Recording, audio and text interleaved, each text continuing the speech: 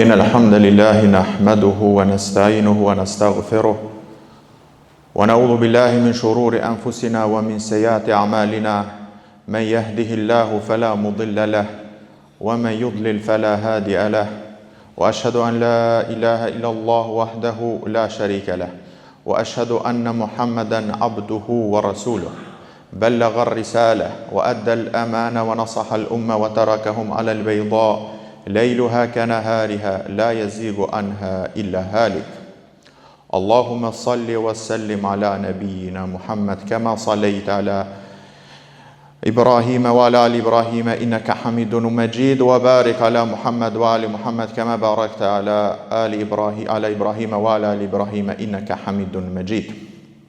Vetëm Allahun subhanahu wa taala falenderojmë dhe vetëm prej tij falje, ndihmë, udhëzim kërkojmë. Salavatet, selamet qofshin mbi Muhammedin sallallahu alaihi wasallam, mbi shokët e tij, mbi familjen e tij dhe mbi të gjithë ata të cilët e ndjekin rrugën e tij me sinqeritet deri në atë ditë ku thot Allahu subhanahu wa taala yawman la yanfa'u malun wala banun illa man ata Allah bi qalbin salim. Atë ditë nuk të bën dobi asgjë nga kjo botë, pasuri, pozit, fëmijë, vetëm ai që shkon tek Allahu me një zemër të sinqertë, një zemër të pastër vetëm për Allahun subhanahu wa taala. Rabbi shrah li sadri wa yassir li amri wahlul 'uqdatan min lisani yafqahu qawli. Të nderuar vëllezër, Allahu subhanahu wa taala kur e krijoi njeriu, në disa gjëra e la njeriu të zgjedh dhe në disa gjëra nuk e la njeriu të zgjedh. Në ato gjëra që nuk e la njeriu të zgjedh, pra ku nuk ka rrugdalje, nuk ka rrugë alternative, njeriu i përballon sfidat dhe sprovat. Dhe mu për këtë ndëgjom dhe që thojnë njeriu qenë ka më i fortë se guri, pra kur e godisin sprovat nuk ka rrugdalje vetëm se të thotë të Allahut jemi dhe të kaj do të kthehemi.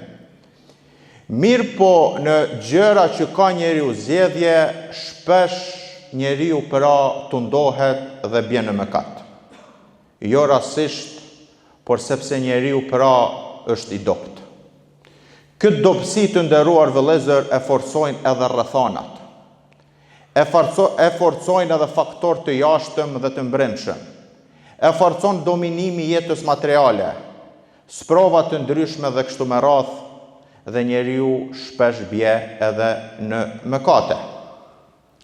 Mu për këtë Allahu subhanahu wa taala dalloi disa ditë dhe muaj që njeriu edhe pse kur bjen në mëkat mos të rrinë vazhdimisht në mëkat, mos të rrinë vazhdimisht në të njëjtën ritëm, por të thjesht Allahu subhanahu wa taala veçoi disa ditë dhe disa muaj që njeriu të kthehet më shumë tek Allahu subhanahu wa taala.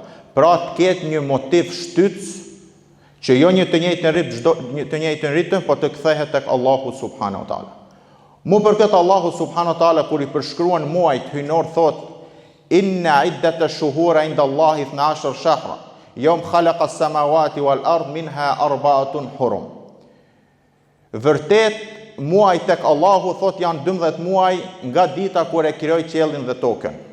Minha 4 hurum dhalika dinul qayyim. 4 prej këtyre muajve janë të shenjtë. Kjo është sipas besimit të drejtë. Fala tadhlimu fihinna anfusakum. Atëherë mos i bani pa drejt veteve tuaja. Pra pa drejtësia të nderuar vëllezër është ndaluar 12 muaj. Mirë po Allahu subhanahu wa taala veçoi muaj, veçoi ditë, veçoi kohë që njeriu të kthehet, pra të ketë një lloj motivi më shumë që mos t'i bajnë drejt vetes. Dhe kur themi mos i bani drejt të nderuar vëllezër vetes, këto kemi për qëllim një relacion trekëndsh, mos i bani drejt vetvetes karshi Allahut subhanahu wa taala, pra duke i shkel dispozitat e tij, duke mos i kry urdhrat e tij.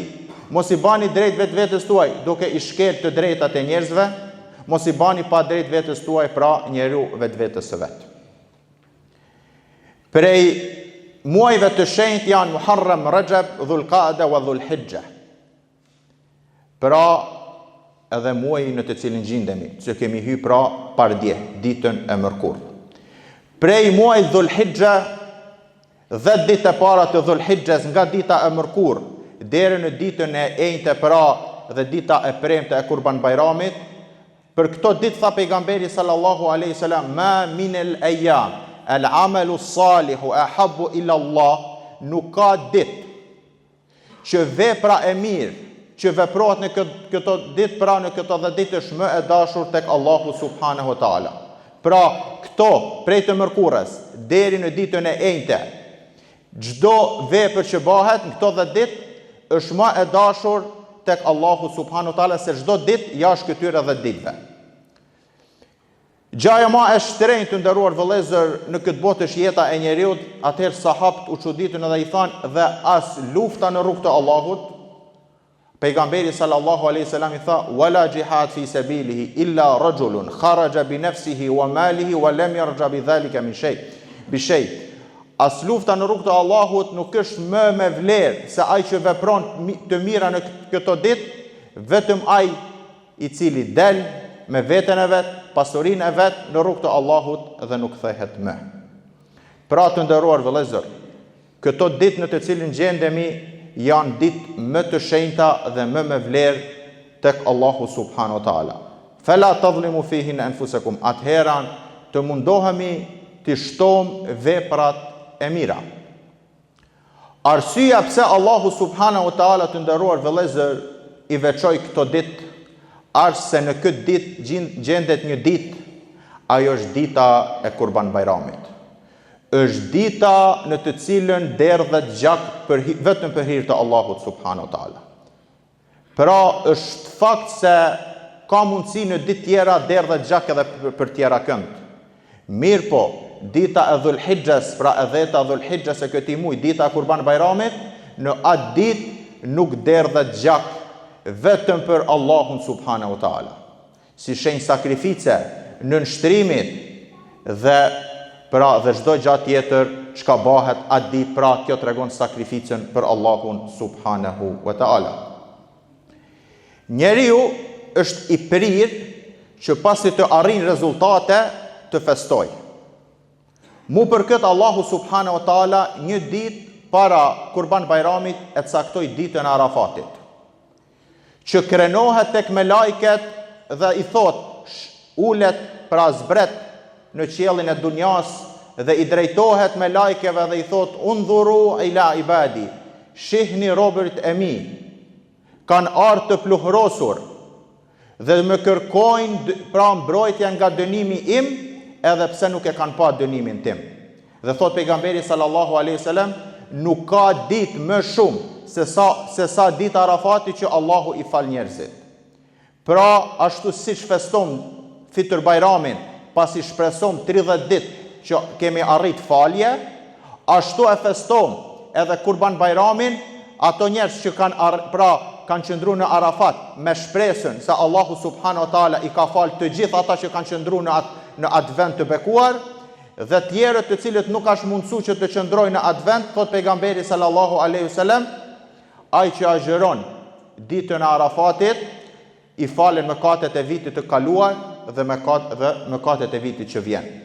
Pra, nuk ka gëzim më të madh se sa njeriu t'i falen mëkatet, sepse me automatizëm atij njeriu që i falen mëkatet, vendi i tij është xheneti. Mu për këtë nderuar vëllezër, njeriu edhe feston.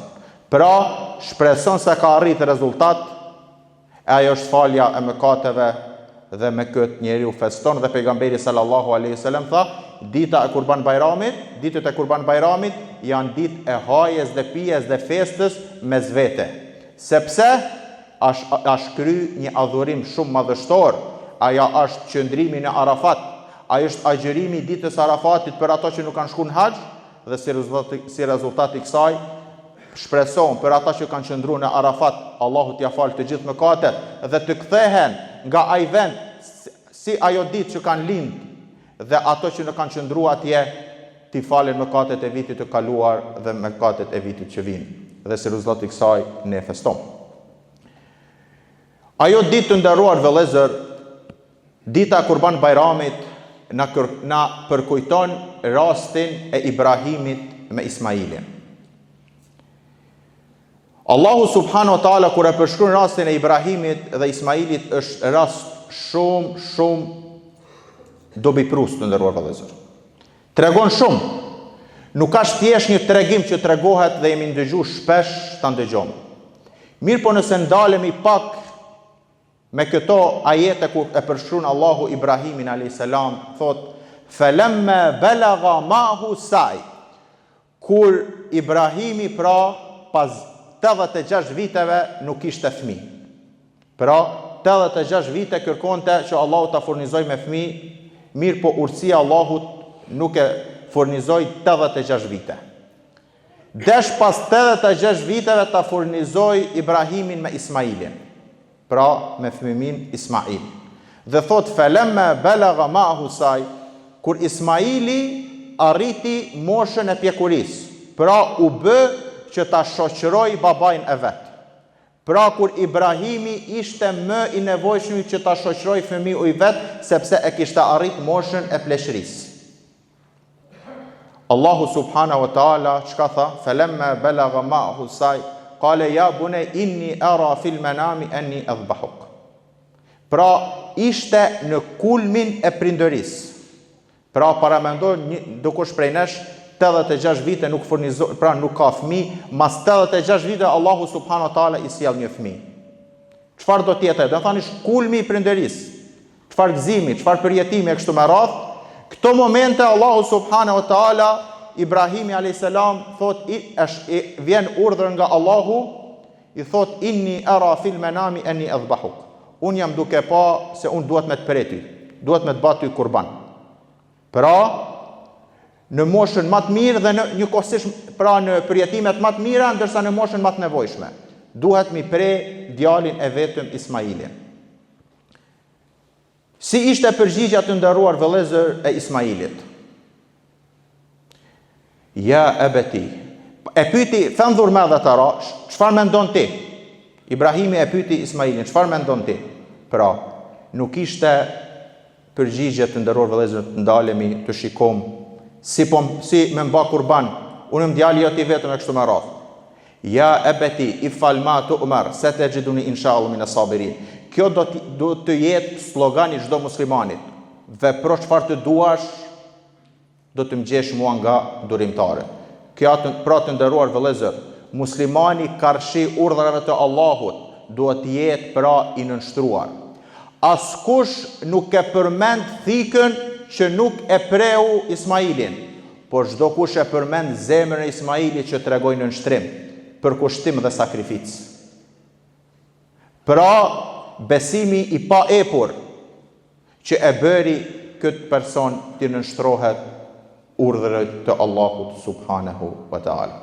Pra të nderuar vëllezër, këto tregime në Kur'an ne duhet t'i marrim si udhërfys, si orientim se si ne duhet të sjellemi karshi urdhërave të Allahut subhanahu wa taala, dhe jo si tregime thjesht ka ndodhur një herë, na pas ka ndodhur një herë.